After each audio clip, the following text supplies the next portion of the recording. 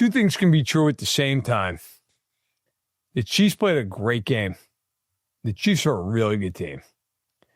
The Raiders are an absolute disaster.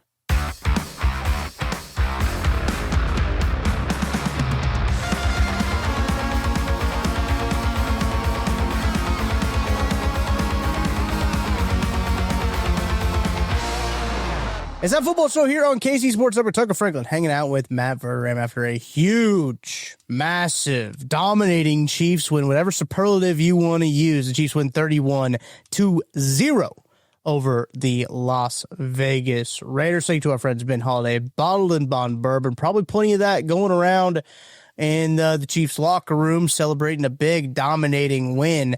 And going around on the post game show, I tell you that, Matt, we were pouring it pretty heavy after that one.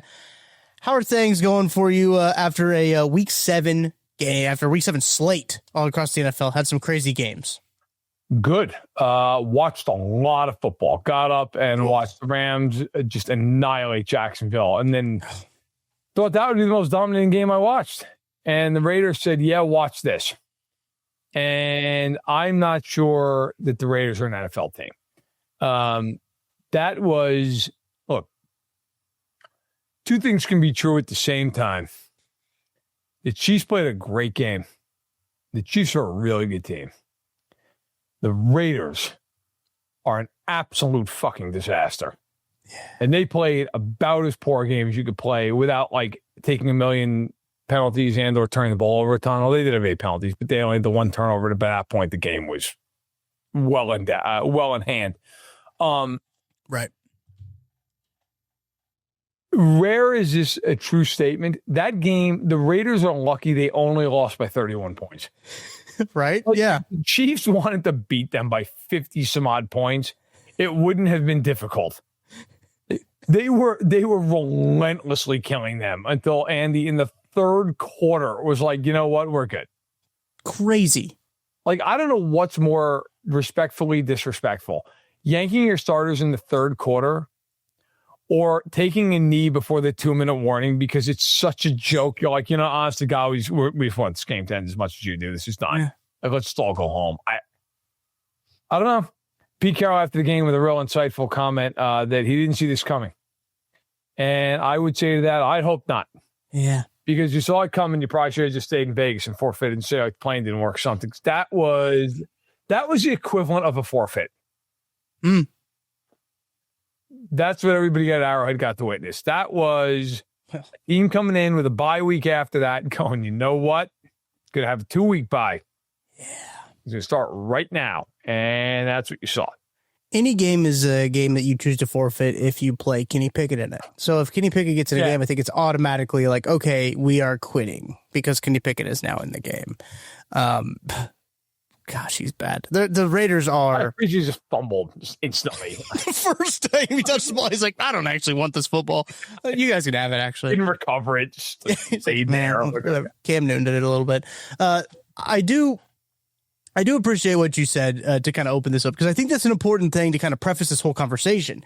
I already know, and I've already seen the comments of like, oh, well, the Chiefs only think they're back because they played the Raiders, and the Raiders suck. Everyone knows that the Raiders suck. And it's like they're just people, at least in my mentions, are just completely forgetting about the Chiefs playing the Lions team. That they played pretty good against, both on offense and defense, and kind of dismantled that Lions team that was regarded as the best team in the NFC going into that game. The revisionist history, Matt, around that game, I can already tell is going to be absolutely brutal. But look, they play on Monday night, right? They'll play the Bucks. Well, if they come out there and play well, people will still be revisionist history about how the Chiefs and the Lions game went and the narrative surrounding it going into it. I think that like that's already going to happen. We're already seeing it happen. But this is now. Ever since Xavier Worthy got back in the offense, this offense has been absolutely insane. You talked about it on a few shows that you've had people tell you that this is what it was supposed to look like. Like, this is what this offense is supposed to look like. And now for the first time, we see Rashee Rice, Xavier Worthy, Hollywood Brown, three of those guys with Rashee Rice and Hollywood Brown getting in the end zone. Rashee Rice multiple times as well. You had a rushing touchdown from Isaiah Pacheco. You had 5 drives from Patrick Mahomes where he puts up just absolutely bonkers numbers, 26 to 35, 286 yards, 3 touchdowns in 3 quarters of play. He gets pulled, obviously 35 seconds left to go in the third quarter.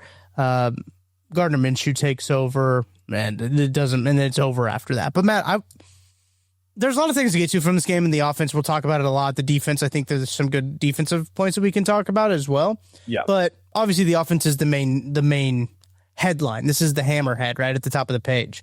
This is what we need to talk about. But I want to, before we get into the offense, when did you think this game was over? The anthem. But I think it's when the Raiders also felt it was over. Yeah. Honestly, 14-0. When the Chiefs went down the field the second time, I was like, this game's done. The Raiders have no shot in hell beating this team. Like, they can't do anything. I'll tell you, too, I thought it was just like, normally when you blow a team out, it's kind of a combination of factors. I mean, yes, obviously, like, one plays well, the other doesn't. But it typically is like their team turns the ball over. The offensive team, the team that blows your team out, like they get short fields and they get a couple of really big plays, like a 70-yard touchdown. None of that happened in this game. Like, yes, the Chiefs got a turnover, but it was in the fourth quarter and it was irrelevant. Like, didn't matter. There weren't any, like, the Raiders took some penalties, but like none of which that, to my mind, I mean, the play on Chin in the end zone turns, I guess, from 3 to 7, but like nothing that like turned the game. Yeah. Like that game was well in hand by the time Chin did that. Like, it would, 17-0 instead of 21-0 at halftime. Sure, that really would have turned. I'm sure the Raiders would come out with a lot more life in the third quarter. Like, the Chiefs got the ball in horrific field position every time they had the ball in the first half and just killed them. It made no difference. I mean, the first drive was like 92. I think the second one was 84, and the third one was 94. Like, it was. Yep.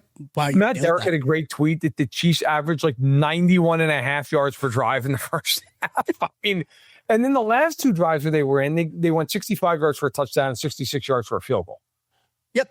The Raiders gave up 401 yards on 5 drives when the Chiefs started from the game. Unbelievable. I mean, the Chiefs had 7 receivers. So, the seven pass catchers, I guess I should say, with at least 28 yards receiving. Rice had 2 touchdowns. Brown had a touchdown. Brown wasn't even one of those 7 receivers. He had 2 catches, 14 yards. They rushed for 150 yards, and their average came way down because Bashard Smith was just doing yeoman's work, just slamming the ball on the line of scrimmage to end the game. Yeah. Like, they were killing the Raiders. Right? There was the one play that I thought was emblematic of the game. They handed off to Pacheco, and he got like 3 yards, and then the Chiefs just shoved him for another like 8. Mm-hmm. That's like 25 feet. Yeah. Like when you really stop and think about it. I just, look, it's easy to your point, dismiss and go, well, it's the Raiders. Okay, look, if we're just being real honest about it, when they played the Ravens in week 4, they were a 2.5-point dog in that game. Yes. And yes, the Ravens had a couple of injuries, but they had a lot of injuries during that game as that game got out of hand. Mm-hmm. The Chiefs plastered the Ravens in that game. I mean, took them to the woodshed to the point that the next week the Ravens didn't bother to show up and got beat by 40 points at home against Houston. Yeah. Then the Chiefs played Jacksonville in a game that it made everybody physically ill. Okay. Yeah.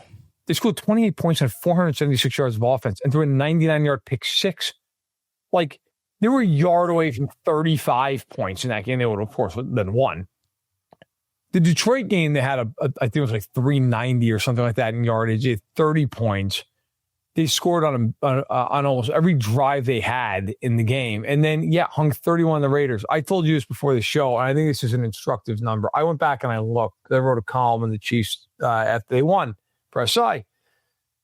The Chiefs over the last 4 games, their starters have been on the field for 30 non-kneel down drives. 30 offensive drives for the starters over the last 4 weeks where they're not just kneeling on the ball or throwing a Hail Mary at the end against Jacksonville, like an actual legitimate drive. On those 30 drives, they have scored on 21 of them. That is impossible. That is a 70% clip. If you're wondering, like, well, what's a good number? Last year, the Lions led the NFL by scoring on 51% of their drives. The Chiefs are at 70 over the last month. 70. Crazy. I mean, they are just killing teams. And I get like the Raiders, oh, they suck. That's cool. Who else is holding somebody to 3 first downs? Yeah. That's the thing that to me makes this, and I'll shut the fuck up, but this is the thing to me that makes this the most interesting about the Chiefs going forward. There's a lot of teams in the league that on their best day could score 31 points and put up 400 yards. Like, maybe not a lot, but like enough. Like, enough, 10 teams could do. There are even a few teams that maybe could throw a pitch a shutout. I don't know if there's any other team in the league that could do both. That is the thing. If I was another team in the league, I'd be like, that's a problem. Because it's one thing to do one of those things. That's a great day. Just on its own, it's a great day. When you can do both of those things, that is, to me, very interesting, especially when you backed it up by holding Detroit to 17, Baltimore to 13 for a garbage time score. And you've now averaged 32 points per game over the last 4 weeks. Like, being able to do both those things, show me the other team in the NFL that can do both those things. I do not believe that team exists. I 100% agree with you. And I want to put some context to the 3 first downs. You hear 3 first downs, and you're like, oh, that's not very many. How does that kind of work? I mean, it's like literally the lowest number of first downs the team has gotten since 2002, I believe. And actually, it was the Raiders. 8, and it was the Raiders. 8, yes, 8, and it was the Raiders. So also very hilarious. To put this into context in terms of like college football, right? If you guys are Mizzou fans watching this podcast, or just any college football fan in general watching the podcast, you know, early on in the season, like these SEC teams, Big Ten, these big schools will play FCS schools. And a lot of times, Missouri opened up the season against Central Arkansas, FCS Central Arkansas. They won 61-6. They didn't even get a shutout there, right? Sometimes you get those leaks in there. Yep. Ken Swanson brought this up on the postgame show. I thought this was interesting. 61-6 Missouri wins. How many first downs Central Arkansas got? They still got 15. They still had 15 first downs in the game. You go to when they played Louisiana earlier this year. They beat them 52-10. Mizzou beat them 52-10. They still had 4 first downs. Louisiana did. So like to get only 3 first downs with one of them coming via the penalty is absolutely insane. Like that's dominant. Like it is a little bit of like, okay, that team does suck, right? Like because their offense did suck. They had their 2 best weapons, not named Ashton Genty.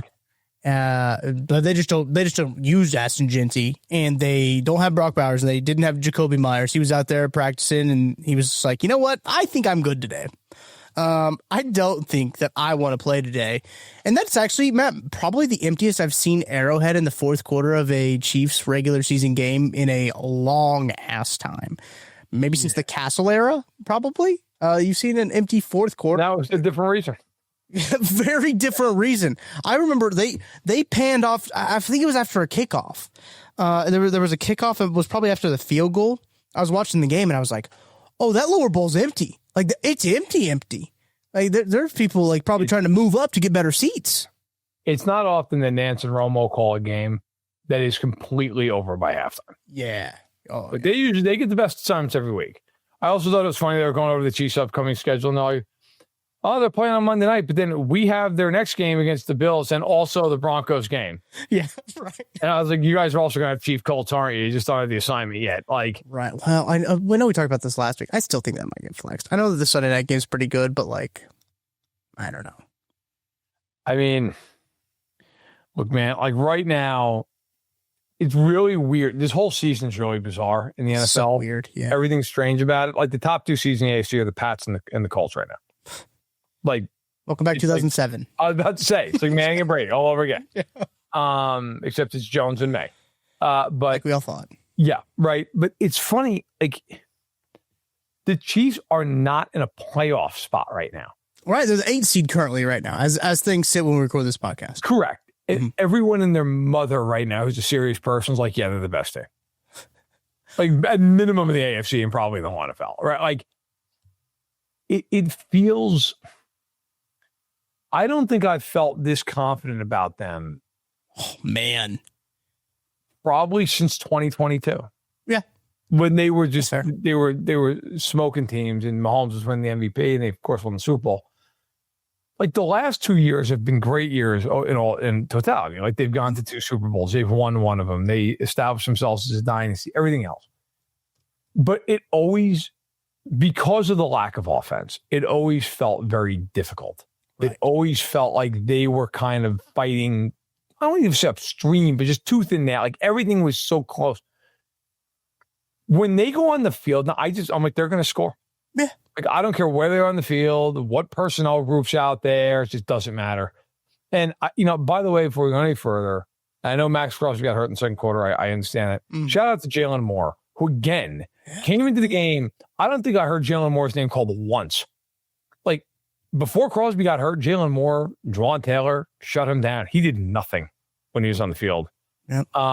Kingsley Suamataia, again, continues to somehow look like Joe Thuney. I don't know what is going on the last 5 games. He's been amazing. And then Mike Caliendo came in for Trey Smith and was just fine. Like nothing changed. Right? That to me is the whole deal. If they can continue to block like this, good night. Because nobody is covering this team. Like if they block the way they're blocking, there's no answer to. You just have to play a shell coverage and play zone and just pray to God they make a mistake. Right. Like it is the only way to slow this team down. It's going to be one of those things where, Matt, you and I were kind of talking about this a little bit, is teams do have to pick their poison with this Chiefs offense. And when it comes down to it, we saw with the Raiders decided how they wanted to die, right? The Raiders said, we're not going to let you throw the ball down the field, have Air Mahomes. And they said, okay, that's fine. Here's Rashee Rice on a now screen. Here's Brashard Smith on a screen. Here's a little quick slant going here. Here's a little bit of running the ball. Here's all these underneath routes. There's crossers. They just bludgeoned them to death, basically. As you mentioned, all those drives they had, very methodical drives all the way down the field. If you're looking at these drives, the first downs that they gained on the drive, first drive of the game for the Chiefs, they had 5 first downs. The second one, 7 first downs, 9 first downs, 5 first downs, and 3 first downs leading to the field goal. That is methodical football. That is matriculating the ball down the damn field is what that is right there. Yes, it is. And so, we'll talk about this game a little bit more coming up. The Commanders' defense isn't necessarily spectacular. Necessarily. Right. Oh, my God. Trying to be politically correct. There's no need. Yeah, they are a tire fire. It's probably super ass. Might be super mega ass. Actually. I was going to say the team is at least ass. Right. Yes. As they said 3 and 4, but the defense is absolutely super mega. They are. Dak put up an 88 QBR today as the Cowboys went for 409 yards, and they took 10 penalties and still did that. Holy cow. The Commanders are rancid defensively, man. Yeah. And that gives you, like, this Monday Night Football game had a little bit better of a billing probably when they scheduled this Monday night game. Also, very funny that the Chiefs, both of their Monday night games were they also against NFC East teams? And Monday night, it's Sunday night against no, that's not right. Who did they play on Monday night? Jacksonville. Oh.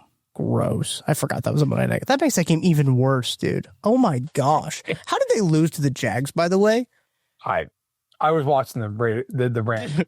It was being like, they just have to be physically ill right now. I hate watching seeing the Jags play football because every time I'm just like, this team fucking lost to this. I can't believe the Chiefs fucking lost to this team. Like, this team sucks. I kind of want it to be like, I mean, if the Chiefs get a bye, that's awesome. But if they don't, I want it to be like the 2-7 matchup, and the Chiefs just smoke them. You know what, MF? Here it comes. Here comes 59 points. We are going, we're no huddling at 59-10. Just trying to make sure we get one more there. Oh my God. Not it's, by the way, to your point about them nickel and diming everybody to death in that game. And that's how the Raiders chose to die. And you're right. I thought it was interesting.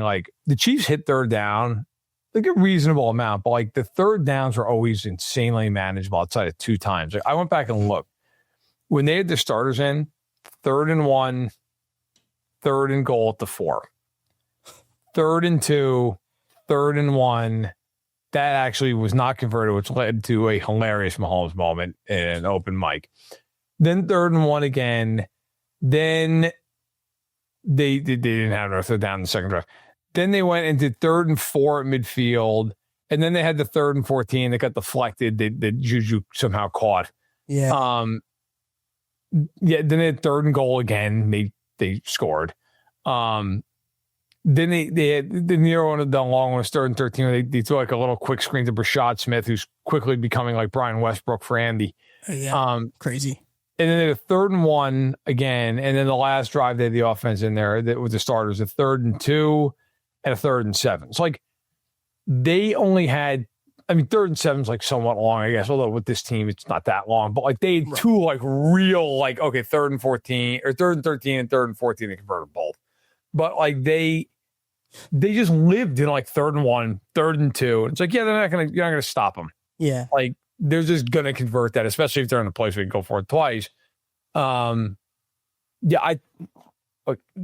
I think to your point about it, though, the teams are really going to have to make that choice of just, okay, do you want to play single high and try to play underneath and take away Kelsey and take away Rice and the screen game? But if we get beat, we're getting just annihilated. Like the ball is just going over our heads. 3 guys run a sub 4-3. And like, what are you going to do? Right. Or you're going to play the Raiders and play the Lions played, where you just sit there and say, okay, we're going to take away everything deep and we're going to hope. And that obviously is not panned out for either one of those teams. Yeah. But I think, the other thing that matters here too, that we can't avoid, the defense. Yeah, 100%. They held them under 100 yards to 3 first downs. Oh. That is and a shutout, obviously. That's a legendary level performance. That is crazy. Right. The Raiders ran 30 plays in the game. That is the lowest, according to Josh Dubow of the Associated Press. 30 plays. That is the second fewest in the Super Bowl era, which goes back to 1966. Okay, only the Browns in their first game ever as a franchise in 1999 had a lower number. I like the Browns setting the bar low early. Yes. Yeah, they really set the tone for what they would then become for the next really 25 plus years. But it's like the Chiefs had as many first downs as the Raiders had plays. We're talking off air. Like the longest drive the Raiders had in that game was the first drive of the game. They had 16 yards. That was the high mark of the day. And so that's what I said earlier. To me, like what was impressive, yes, obviously winning 31-0 is impressive, but it's more what it said.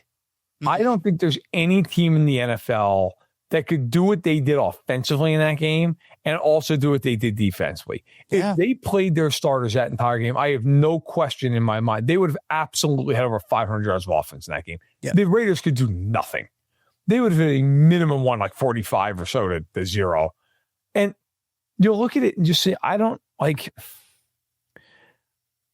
know if they play their best game, who the hell's beating this team. Mm-hmm. Like, and it feels weird saying it because they're 4-3, but it's like the first 2 games were so brutal because they just didn't have anybody. Mm-hmm. And now that they do, it's like, yeah, good luck.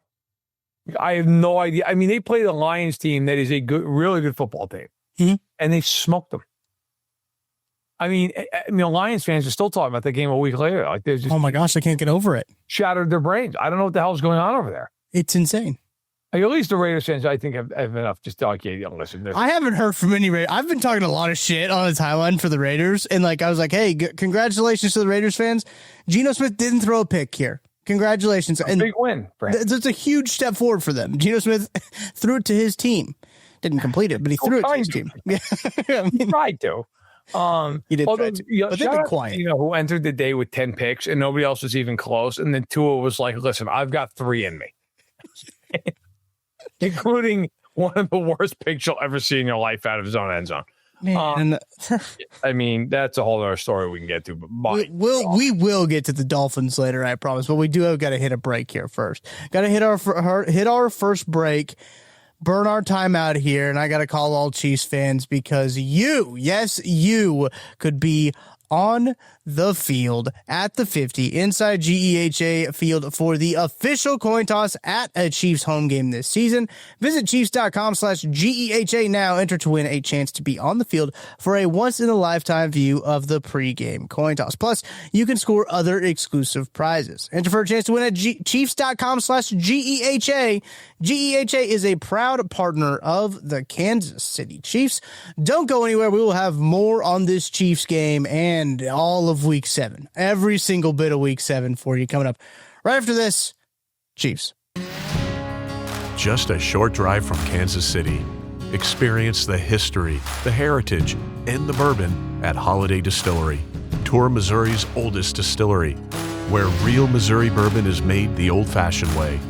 Walk the grounds, taste the tradition, and take home a bottle of something special. Make the trip, sip the story. Holiday Distillery, Weston, Missouri. Book your tour at holidaydistillery.com. So, Matt, I still think we should talk a bit more about this defense, because this defensive performance, it's tough to take away because of like how bad like the Raiders offense is and was in the game. But like maybe that's like also a part of it, is because the defense played well. You look at the stats. Right. I mean, there's no one's going to pop off the stat sheet, right? Chris Jones collects only 1 sack. The Chiefs only get 1 sack. Yep. Leading the way in tackles for the team is Trent McDuffie with 6, and nobody else really. You have a spattering of people with 2. Chris Roland Wallace had 3, but overall, like on defense, I don't know. You can't really ask for a whole lot more from what you saw from them. The pass rush is going to be an interesting conversation that we're probably continually always going to have. But after a game like that, you don't really want to talk about, they need to make a trade for a pass rusher. But because that offensive line for the Raiders, not good. The Raiders weapons, not good. The Raiders quarterback, not good. The Raiders running back, I think, is good, but they choose not to use him. Overall, I know that you made a great point about like the Chiefs defense has done what they needed to do the last 2 weeks. They beat Detroit. The defense shows up when it has to show up, right? Like they do what they need to do to get off the field. And if the offense is scoring 30 points, it's a really easy bar for them to clear, I think. 5 of the last 6 weeks, the defense has played great. Yeah. The one game they didn't was the Jacksonville game. And they gave up 24 points defensively in that game. That's a great point, yeah. But they were undone by their penalties, right? Like, I think that's fair. They didn't play well. But for anybody who's like, well, the Raiders offense just sucks, so like, whatever. I think the Saints offense sucks. It does. They had 253 yards of offense despite 4 turnovers. They had 16 first downs.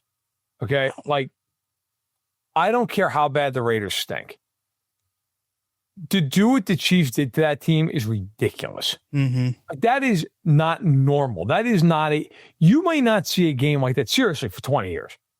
Oh, like, yeah. That's not even an exaggeration. The Raiders had 95 fucking yards of offense. They had 3 first downs. They were 0 of 7 on third down. You know what the Chiefs' defensive rankings are going to look like after this game? The Chiefs are going to look like the 85 Bears without the pass rush. I mean, that's impossible. The Raiders did nothing. They had 16 yards as their longest drive. I have seen a few people like, well, they only had 1 sack and 2 quarterback hits or 3 or whatever it was. Listen, I get it. I understand that. I would also posit the fact, though, the Raiders, when the Chiefs had their starting defense on the field, played 21 snaps. Yeah. Like, one of the craziest stats in this game that kind of gets overlooked, like it should, but I just noticed it because I'm weird. Nick Bolton had 2 tackles in this game. Yeah, right. Like, say what you want about Nick Bolton, but Nick Bolton's usually good for like 10, 12 tackles a game. Tackle guy, yeah, big tackle guy. He had no one to tackle. Like, there was nothing to do. Yeah. It was just, that's, honestly, I know this sounds funny, but it's like a bye week for them defensively. Yeah, oh yeah. 21 snaps. Like, there are weeks you're going to play 4 times that. They played 21 snaps on defense. And that's if you played all of them as a starter. There are probably guys who are rotational players who legitimately played 9 snaps in that game. And like, offensively, the Chiefs ran 77 plays. It was a murder. I know the Raiders stink. I get it. Do not let that devalue what was genuinely one of the most dominating performances of my lifetime by any team. Like, that is insane what that defense did to the Raiders. And by the way, she said, I'm not a big time possession guy. The Chiefs had the ball for 42 minutes. That's insane. That is an insane time of possession number. Like, the Chiefs also, by the way, were 4-4 in the red zone until that like Minshew drive where they just like ran to the line 4 times. Like, I don't really care. Just get out of here. Yeah. Yeah. I mean, that's bonkers. Like, that is the Raiders. The Raiders had 58 yards in penalties and had 95 total yards. Like, I mean, by the way, like, just to kind of extrapolate all this. So the Chiefs are 4-3. They have 186 points. That is second in the AFC, behind only Indianapolis, who's 232. Wow. Yeah, it's insane.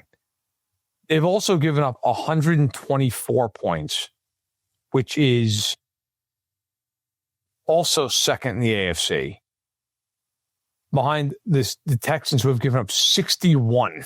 Whoa. Yeah, but also like not scored many either. The Chiefs have given up fewer points than some of the other teams that have played one less game. Like the Chiefs have given up 13 fewer points than Buffalo and played one less game than them. That's insane. Like they're plus 62 in point differential, which is easily second best in the league to Indianapolis. I mean, when you look at them right now, they're playing football in the way that if they had been playing football from the beginning of the season like this, you'd be like, my God, this team's not going to be touched. Like, there's nobody beating this team. Now they play Monday night against Washington. Look, we don't know. We're recording this really late Sunday night. Like, Jaden Daniels may or may not even play in that game, left with a hamstring injury. Didn't return. I got to tell you, I very rarely say something like this before a game because I'm a little superstitious. If Marcus Mariota is starting in this game, the Chiefs are 5-3. Okay. There is no world on God's green earth that Washington's going in there with that defense and Marcus Mariota and winning that football game. Yeah. Like, that's not going to happen. Unless we get like a Malik Willis Sunday Night Football deal, in which case we know that Mahomes will just throw 75 times. That will actually work out well in the Chiefs' favor if they're going to throw it 75 times. But you've talked about it a few times. We were talking about it before the show. There's not a bigger speed discrepancy imaginable than the Chiefs' offense against Washington's defense. Yeah. Washington's youngest defensive player is like 42 years old. Yeah. Okay. I would bet any amount of money the entire game plan is going to be around. Let's get these guys in space and see what happens. The yards after catch in this game could be a legendary amount. Yeah, like if Daniels plays, like Chiefs are clearly the better team, but like, okay. If Daniels doesn't play, good luck. They're not good, like, regardless, but like they're really not good if he's not on the field. Yeah. Early indications see that like the Daniels hamstring is not serious, not serious, I think is what they're calling it, but that doesn't mean like he won't miss, right? So like just calling it not serious doesn't mean he'll like needs to go on IR. Quinn said he'll get an MRI on the hamstring tomorrow. So he'll get an MRI on it. They'll check it. If you got to get an MRI on a hamstring, it doesn't sound good necessarily. But he also has the knee injury as well that he was kind of dealing with a little bit. On the other, so he's like going to be dually hobbled if he does end up going out there. He was 12 of 22 for 156 and a touchdown before he left the game, had 35 yards on the ground and a rushing touchdown as well. So if they do have to rely on Marcus Mariota, which we'll probably know by the next time we record our podcast, right? I mean, with that show coming out Friday, us recording on Thursday, we probably will know maybe we'll know at that point who the quarterback will be, or at least have a good idea. You know, Josh Johnson is their third string quarterback. Man, it's played in a lot of teams. Yeah. Oh, they have Sam Hartman on their practice squad. Shout out to the Commanders. Shout out to Sam Hartman. He probably could have got some run for the Raiders today. But anybody could have. Yeah, look, they could have picked out a random guy in the stands wearing a Raiders jersey, and he probably would have been all right. By the way, Josh Johnson has played for the Buccaneers, Browns, Bengals, Washington, the Los Angeles Wildcats of the XFL, the San Diego Fleet of the Alliance of American Football, the Jets, the Ravens, and the Niners.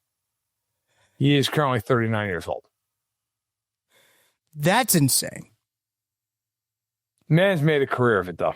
Yeah, that is absolutely insane. I want to go back to the point. I don't want to look. I guess we can do whatever we want. This our fucking podcast. We can overlook the Commanders if we want. We don't have to take it 1 week at a time. But I want to talk. We can overlook them for a moment. Yes. Yeah, for a moment. We'll obviously talk about them way more because we got a lot to talk about on the show. I want to go back to us talking about the flexing of the Week 12 game, the Colts and Chiefs. Buccaneers and Rams is a Sunday Night Football game. That's going to be a tough one to pull out of there. Yeah, I can't imagine. Unless there's just a catastrophic collapse for both of those teams. Right. I think that would be a tough thing. But that is the first week that they can flex to Monday night. Do you know what the Monday night game is? No. San Francisco hosts the Carolina Panthers. Ooh. Oh, it's Monday night.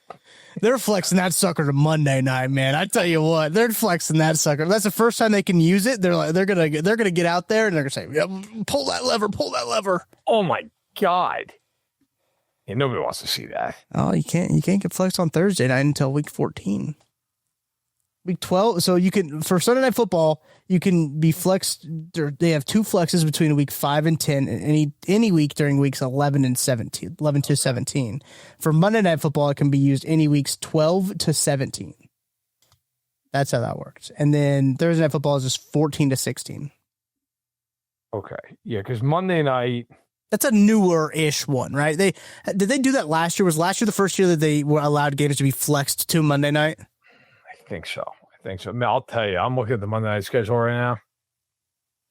There are some. They did a bad job. ESPN or the NFL has been pissed off at the ESPN. There are some dog games, man. Like, yeah. I mean, I know the Panthers are 4-3. Shout out to the Panthers for being 4-3, but like first time over 500 since like 2021 or something like that. Yeah, yeah. That's insane. Kudos to them. But nice game for the Jets, by the way, today. God. They're so bad. Courtesy of Nick Wright, I heard this on First Things First. You know that going into this game, Bryce Young was 1 and 17 on the road in his career. I did not know that, but it doesn't surprise now. Me. Fang. Yeah, the Monday night games starting in Week 12 are Carolina at the Niners, the Giants at the Pats, Philly at the Chargers. Which okay, yeah. Miami at Pittsburgh. The Niners again at the Colts. Johnny Smith. And then the Rams at the Falcons. Why the hell do they keep putting the Falcons in primetime? Bro, then we also Week 9 is Arizona at Dallas. Week 11 is Dallas at the Raiders. Those were never going to be good games. No. The only really good game they have left is Week 10. It's Philly at Green Bay, and I'm actually going to cover that game for us. But I'll be up at Lambeau for that game. That is it. The rest of these games is just an ass fest. Oh my God, these games are brutal. But I'm with you, man. If they can flex that game out, they're gonna do it. Like if you can put Mahomes in prime time against a team, but to be fair, with the Colts who are just hanging it on people left and right, yeah, you're absolutely doing it. Like you, I have to, right? Like you have to flex that game. I'm looking at other CBS games like in the late window. So CBS also has a couple 305 games. It's Jags at Lions and Browns at Raiders. They could do that. Like they could put it in a 305 game. I guess they could. The Sunday night games, to be fair to NBC, and I feel like they always nail these. Like, yeah, they do. Their games are. I'll tell you what, though, boy. Oh no, Week 16 is getting an aggressive flex. Like whoever the hell the NBC executive producer is for Sunday Night is just slamming the button down on the flex. He's on the phone actually right now. I just saw it. Oh my gosh. He is screaming into the phone to flex it now. Yeah. We need to flex it. It is Cincinnati at Miami in what is just a tire fire of a football game.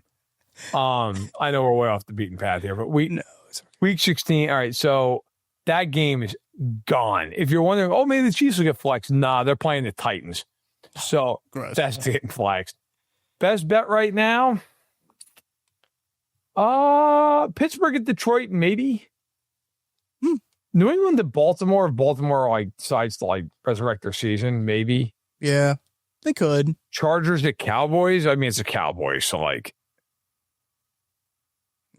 maybe I don't know. I mean, it's not a great slate. They're also wearing their all yellow uniforms in that game. Against the Cowboys, which those things are an affront to God. Those are awful. They were apropos because it looks like they pissed themselves, and then they went out and played football and actually pissed themselves.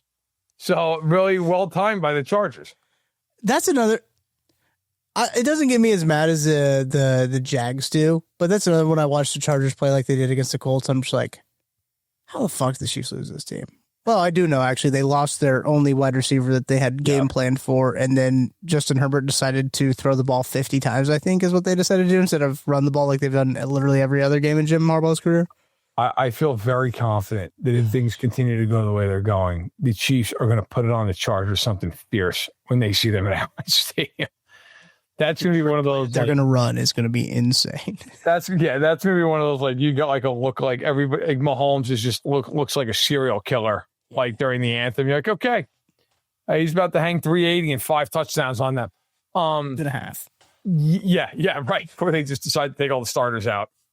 Somewhere Pete Carroll's just nodding approvingly, like, yes. Kneeing out the whole second half every time they get the ball. They're just kneeing it. I mean, honestly, it would have been the gentlemanlike thing to do today. Yeah. It was like the Chiefs almost waited too long to kneel, despite there was 3 minutes left.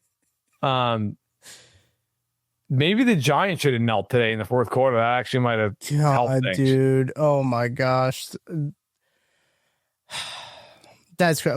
Let's take a break before we fully dive into all the other nonsense that happened in this late window. I feel like it's pretty straightforward noon window. That early window was pretty. Yeah, like the Chiefs took care of business. Obviously, 31-0. I mean, the Eagles and Vikings game was something, and the Dolphins Tua sucks, and the Bears have won 4 straight games. Don't look who they played though, but they've won 4 straight games. Yeah, we got to talk about the Dolphins briefly. But there's a lot. There's a lot of meat left on the bone of this week 7 slate that we got to talk about. Let's take a break before we get too far out in front of our skis. And I'm an hour and a half into the podcast. I'm like, wait, I forgot to take our second break, but let's do it now. Chiefs. I'm Brett Goodwin, one of the owners of The Learning Tree. The Learning Tree is a neighborhood toy store in Prairie Village, Kansas. This has been here in this location since 2000s. And my husband, Alan, and I purchased the store in 2023.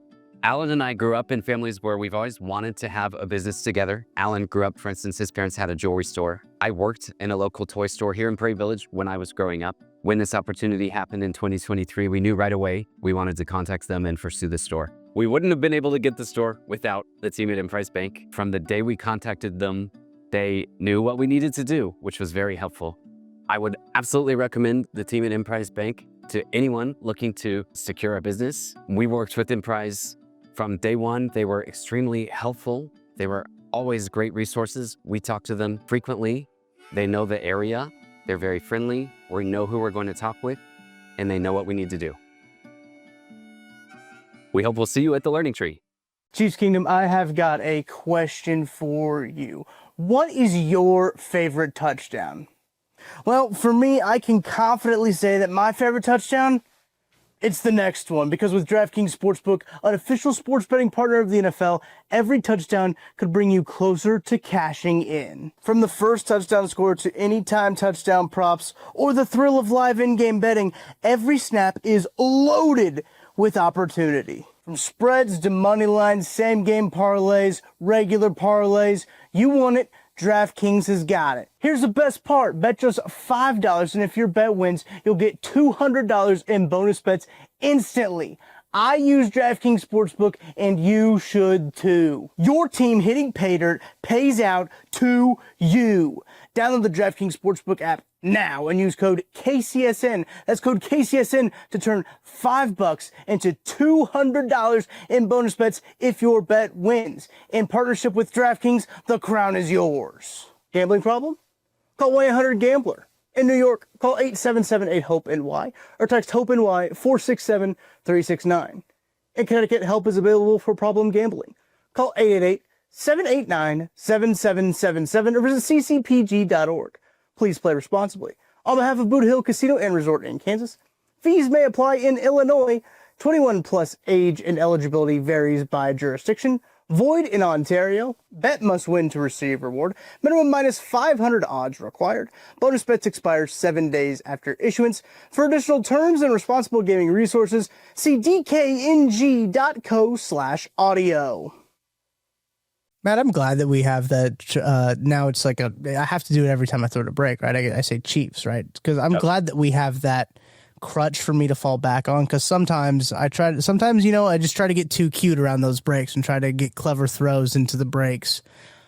Sometimes I have an easy button to hit, just like the easy buttons for the Chiefs. Those quick screens, those slants, those RPOs.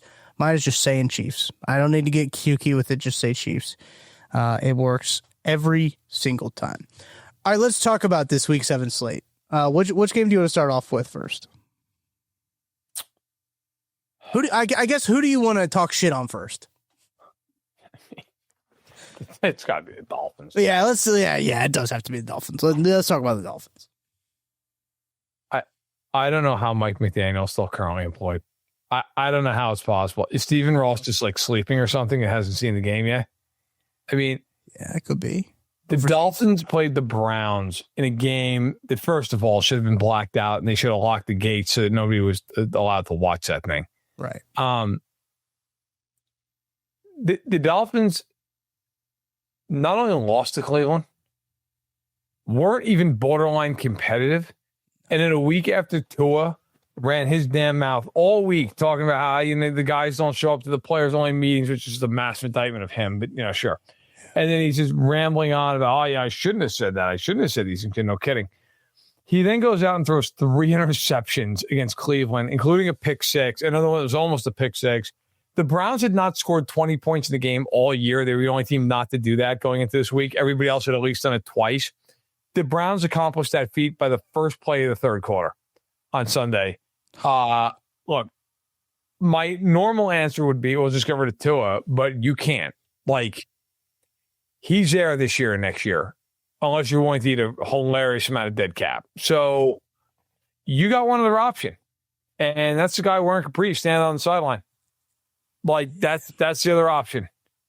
And I just don't know how you can even be a moderately serious franchise. I'm not I honestly don't like sitting here and talking about some guy losing his job because, sure, yeah, that impacts real people. It really does.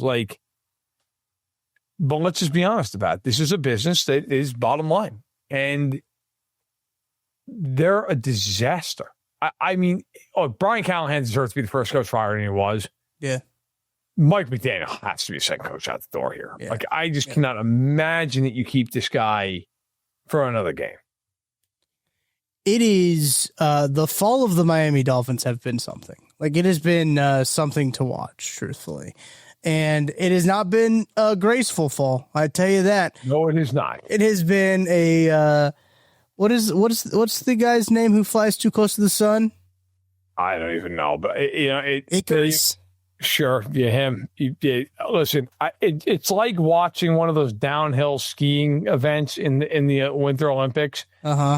And one of the guys just absolutely loses it and goes right through the nylon fence. Yeah. And then does 12 barrel rolls. There's poles and skis are just flying everywhere.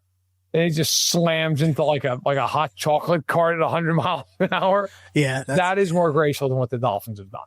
Yeah. Yes. More graceful.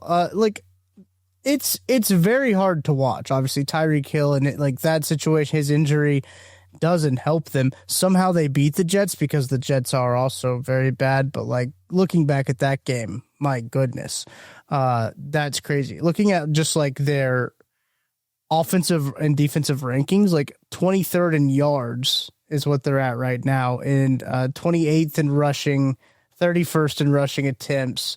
Their opponents, they're 32nd in rushing defense. So this defense stinks. It's bad. It is. The defense is bad, and the quarterback play just makes it even worse. Looking at Tua's line on the day, he throws for 100 yards, 12 of 23, 3 picks, and was sacked twice. They threw Quinn Ewers in there because they had to. And yeah, they did. They had to. They had to get Tua out of there. It was overall a calamity of errors that just kept getting worse and worse and worse. And Matt, you and I talked about this game going into it. It was just hey, this is going to be a really, really bad game. Don't really watch it. But I thought it was going to be close because when 2 bad football teams play, sometimes the game's close and it's somewhat interesting, right? I thought that was going to happen in this one. I was like, maybe it'll be somewhat interesting, maybe fool's errand of me to be optimistic. But I think that like it was going to be somewhat close of a game just because those two teams are just so bad. But clearly one team is so much worse than the other. I mean, I don't know if we have a choice. But I think I got to move the Dolphins down to Jets tier. Like I don't know if there's a choice. And like the Browns are still staying in super make ass. Like the Browns are still bad.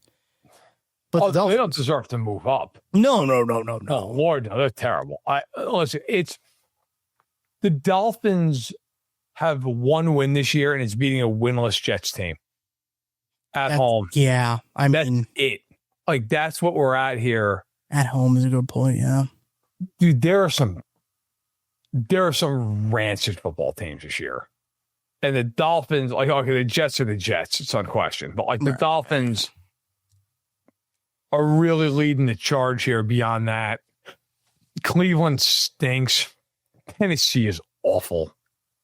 Like, Tennessee. Usually there are like 3 or 4 teams that are really, really bad. And then you're like, all right, there are some redeeming qualities, but there are teams too. Like the Raiders are terrible. The Cardinals are awful. Yeah. Awful. The Giants aren't quite as bad as those teams. Unless apparently it's the fourth quarter in Denver, in which case they're prepared to go up 33 points. Yeah. Like, I don't even know what to make of that. Like, look, that game, you're going to get people who didn't watch that game. I sadly watched every snap of that game. Oh, no. We're going to sit there and be like, man, you got to give it to Denver. What an explosion in the fourth quarter. I'm here to tell you, I watched every snap. Listen, I am not taking away the fact 33 points is 33 points in a quarter. That is crazy. They deserve to win. They came back and got it done. That game was like watching the Giants put their neck underneath the garage door and just slam it on their own necks until they finally broke it. It was, the Giants did everything imaginable to lose that football game. Bo Nix, you look at his final numbers, you're like, oh, 278 yards and 2 touchdowns. He did it on 6.5 yards per attempt. He threw the ball 50 times. Like, he was abominable most of that game, including parts of the fourth quarter where he was booed relentlessly off the field every time they came off the field. Mm-hmm. Listen, you're going to read a lot of think pieces this week about Denver's a contender. Yeah. I'm not saying they're not a playoff team. I picked them before the season to be a playoff team. I think they will be a playoff team. That team is not a contender. Yeah. That team has beaten the Giants, Bengals, Titans, and Jets so far this year, and then sprinkle in the Eagles in a fourth quarter comeback. And like maybe that's their deal. Like they're just fourth quarter magicians this year. Yeah. Color me in the box of they're a playoff team, and that's it. Like I just don't see them. Like, I don't know what the argument is that they're a top 4 team in the AFC. They're not, like, I know they're a game ahead. They're not better than Kansas City. No one serious thinks that. They're not better than the Colts. They're not better than New England. They're not better than Buffalo. Like, I would put them in that, like, Pittsburgh, Jacksonville, Chargers tier where it's like, yeah, they're fine and maybe they make the playoffs, but, like, they're not serious. They're not. They're not a serious franchise. You mentioned those teams that they've beaten. Combined record 11-24. So they've beaten teams with a combined 11-24 record. They've played 3 playoff teams in total. They've played 2 AFC playoff teams currently, I should say. The Eagles are the playoff team that they have beat. As you mentioned, that fourth quarter comeback. The other 2 AFC teams that they have played that are currently in the playoffs, they lost to them. Those are their 2 losses. So they're a team that makes the playoffs but gets blown out in the wild card round, right? Like that is kind of like what their ceiling is kind of at this point. It's like they make the playoffs. I already had a Broncos fan chirping at me in the responses when I was like, hey man, it feels really good to be a Chiefs fan right now because they are better than they were last year, and they made it to the Super Bowl. Like that, and the AFC is worse, so that feels good. That also might be part of it too. Of like the Denver calculus is that like the AFC is worse, so maybe they are I'm going to say this in air quotes, a contender. And when it comes down to it, just because the AFC is so much worse than it has been, like the Bills are having an identity crisis, and the Ravens don't have anyone who wants to play for them because they're hurt. But just looking at like the teams that they've beaten, man, is one of those things where I find it very hard for me to truly holistically believe in Denver because of their quarterback, number one, and their offense is not good, and they struggled to beat a Giants team that is 2-5, like a Jets team. They were in a dogfight with the Jets Barely team. held on to win that game. Yes, that was awful. They made the Titans look competent in the first game of the season. So like I don't know, man. Again, I don't see a contender. I see a team that's a playoff team. That's what I see. For sure. Yeah.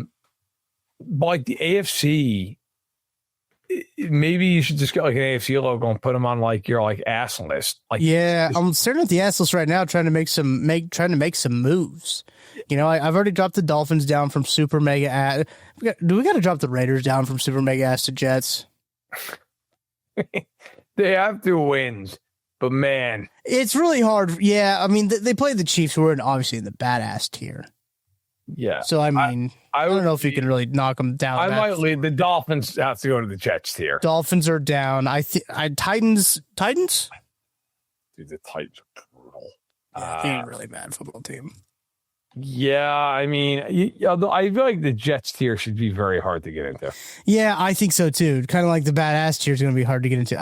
I think the Jets and the Dolphins just being in the Jets tier is good. Is strong. Yeah, who's in the badass tier right now? The badass is just Chiefs and Bucks, funny enough. Where are the Colts? I have them in not ass, which is the second tier. Not ass with Colts, Seahawks, Lions, and Rams is who I have in not ass. Okay.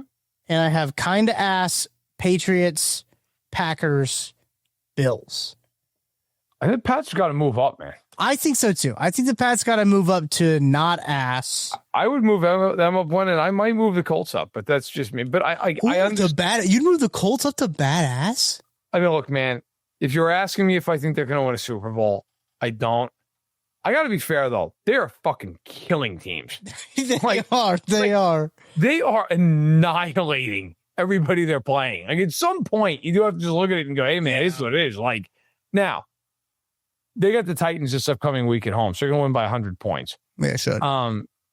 Then their schedule gets, like, pretty thorny. It's pretty tough. But no, I don't know, man. Like, on one hand, do I think that roster belongs in badass? No, I do not. But, like, it doesn't. But at some point, you got to just go, hey, they're killing everybody. Do you think the winner of Lions, and this is kind of for my own keeping, I guess, in the ass list. If you guys don't know the ass list, just go to my Twitter, I guess. I think we've talked about the ass list on this program, so people should be aware of it by now. Do you think the winner of Lions Bucks goes into like the badass tier? Because right now I have the Lions in not ass. So I don't think they're ass. And you have the Bucks in the badass. In the badass tier, yes. So I feel like it'd be hard to if the Lions beat them. Yeah, I think that's probably fair. So if it's like a close game, let's say it's like a close game, right? And the Lions win last second field goal, walk off. Both go in the badass tier? Could do that. I mean, but yeah, I think if the Lions win, you got to put them there. Yeah, I think so too. You know, fair is fair. There's a big, we've talked about how just like the league is as a whole. There's like all the muck and all the ass that you have in here. That there's a big lot of ass. There's just a big kind of log jam that I have here. I got to sort out. I got to see. I think some teams got to move up to kind of ass from ass. Maybe it's the Eagles. Maybe the Eagles move up to kind of ass from ass because they've kind of decided to win football games now. But yeah, there's gonna be some movement. I think Eagles are weird, man. You watch that game, and it's like Hurts was awesome, and went through 2 just back-breaking interceptions, and that game still was like really in doubt with 2 minutes left. Yeah, that's a great point. Football game right now, like do the Niners move up to kind of ass? They have nobody playing football for them. Yeah, what are they in? Just ass. Yeah, so the just ass teams are Eagles, Niners, Chargers, Jags, Commanders, Falcons, Broncos. Jags, Commanders, Falcons, they all got to move down. Yeah, I think Jags, Commanders, and Falcons, I got to move to super ass. I'm not moving the Broncos. The Falcons hold everybody because they played the Bills defense. Yeah, that's true. I did move the Falcons up to ass from super ass after. The Bills defense is essentially just a charity. Do I move the so right now? So the super ass is crowded right now. Let me tell you who I have in the super ass. All right, Panthers, Texans, Cowboys, Giants, Vikings, Bears, Steelers, Jags, Commanders, Falcons. Those are the ones I just moved down there. I think the Cowboys have got to go up one. I think so too. That was one of the teams I was going to bring up. Do the Bears move up? They've won 4 games in a row, but like They just beat the Saints. They didn't. That's a good point. So maybe those two. I don't know that I'm overly compelled to move anybody else up. They've beat the Cowboys, the Raiders, the Commanders, and the Saints are the 4 teams that the Bears have. Yes, and barely beat the Raiders and the Commanders. Yeah. I hear you, but I would probably move them each up one spot. The Panthers I know are 4-3, but the Panthers they got to stay. I think the Panthers got to stay at super ass. Yeah, I'm not. If the Panthers beat the Bills, here's my take on the ass list. If the Panthers beat the Bills on Sunday, they swap spots. I would go straight to. It's like the kid. You ever play the game Chutes and Ladders as a kid? Oh yeah. Mm-hmm. The Bills take the shoot right to super ass. Yeah, I think so. Yeah. It makes a lot of sense for them to go to kind of ass to super ass. If you lose to a super ass team, yeah, you gotta go. You gotta get out of there. I do say I will give the Bills credit because they helped it create a new tier for me because it went from not ass just straight to ass.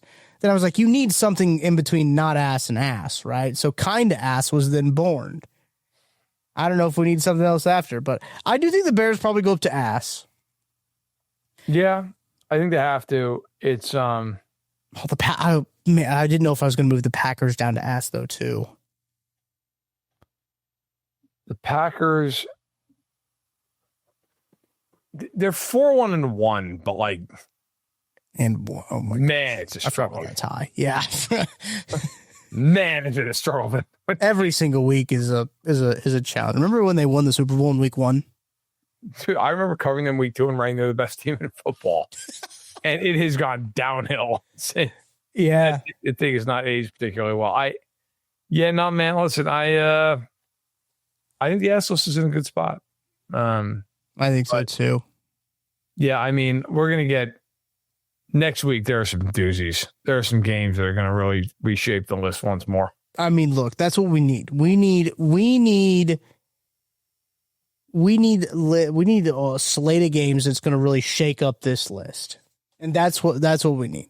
I'll release the ass list. By the time this podcast is out, the ass list will be out on my Twitter, so you can see the final decisions that that I did make on the ass list and see where all these teams are slotting in there.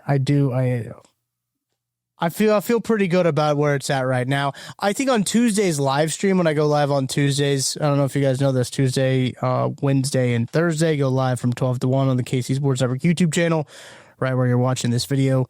I go live there, and I think on Tuesday I'm going to sort it from left to right in terms of like how ass they are. So like you can see, okay, the Lions are going to be like far left, not ass, right? Because they're probably the closest team of going up to badass.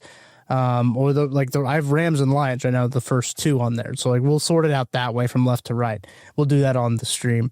So I don't have to number 1, think of a topic, and number 2, have you guys do the work for me. So we'll do it that way. And anything else from week 7, Matt, before we get out of here? No, I think that pretty much covers it. The Chiefs look like they're pretty damn good, and the Raiders are decidedly not.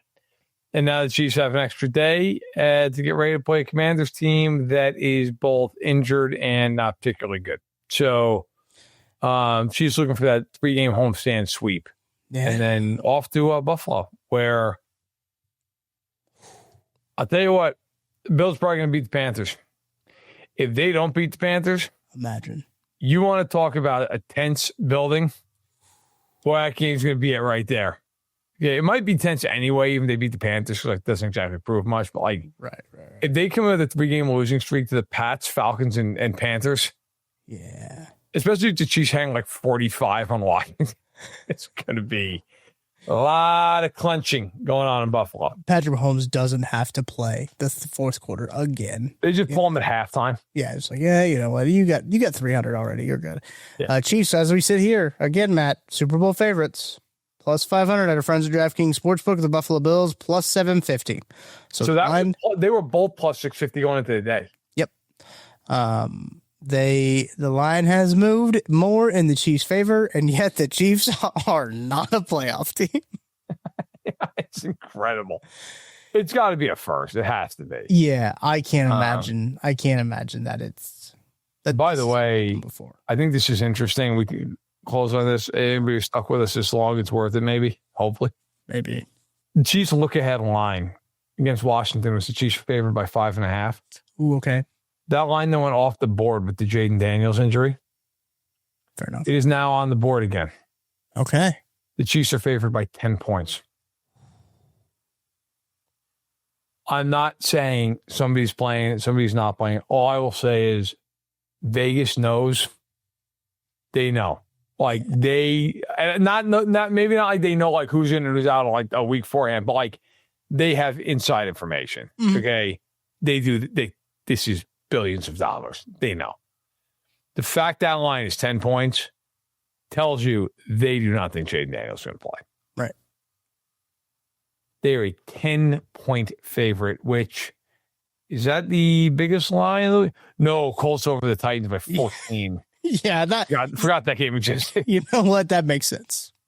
Nobody else is more than a 7-point favorite. Man, the Bucs are a 6-point dog on Monday night. I might have to run over to Kansas, actually. That's crazy. I'm not a gambler, but man, like what? Yeah, that's fair. Really? Also, the Ravens are a 6.5-point favorite against Chicago. Chicago. So Lamar's barely back.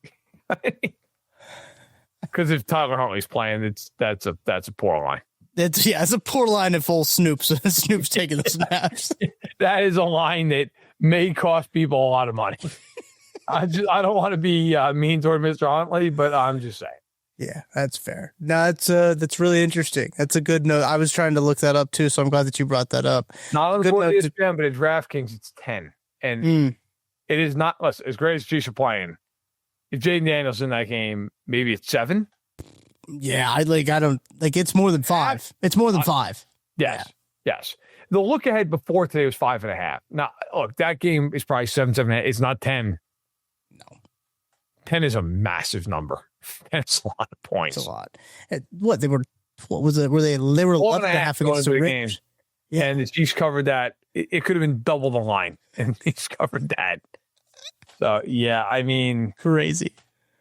Anywho, yeah, good, good week of football. Good week of football. We're into week 8. Another week of football. Hey, let us know in the comment section. I know that so we'll have the Monday Night Football. We have that short week, right? So we last week Correct. we didn't do a podcast. So we did our Friday podcast, and we didn't do another one until Tuesday, or was it Wednesday? Did we do Tuesday or Wednesday? I'm going to be at the game, so this is going to be. We're going to have a little bit of fire drill. We'll figure it out. Right. I was trying to think, though, should we just do live production meeting right here, Matt? Should we just do a podcast like on Sunday night after like whatever, right?